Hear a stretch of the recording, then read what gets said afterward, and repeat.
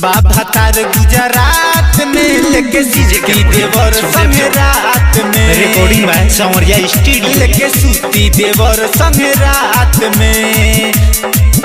अरे लागेला अलम सखी तिले तिले उनके से माजा हम रात भर लीले उनके से माजा हम रात भर लीले। अरे लागेला अलम सखी तिले तिले उनके से माजा हम रात भर लीले। अरे मजा मुलाकात में बाबा तार गुजरात में लेके सूती देवर संगे रात में बाबा तार गुजरात में लेके सूती देवर संगे रात में बाबा तार गुजरात में लेके सूती देवर संगे रात में रिकॉर्डिंग बाय संवरिया स्टूडियो लेके सूती देवर संगे रात में। चढ़ल जवानी ना होला बर्दाश्त हो इनके से सखी करी ले टाइम पास हो इनके से सखी करी ले टाइम पास हो। चढ़ल जवानी ना होला बर्दाश्त हो इनके से सखी करी ले टाइम पास हो।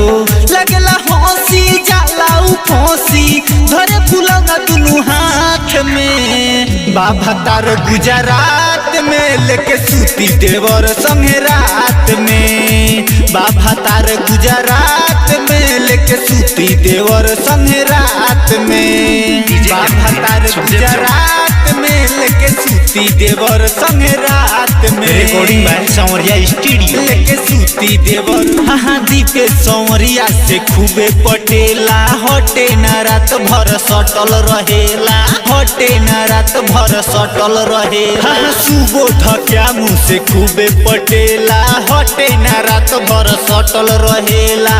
बटे न राजा लिहिले माजा खूबे फंसा के बात में बाबा तार गुजरात में लेके सूती देवर संगे रात में बाबा तार गुजरात में लेके सूती देवर संगे रात में। अरे लागेला अलम सखी तिले तिले उनके से मजा हम रात भर लीले।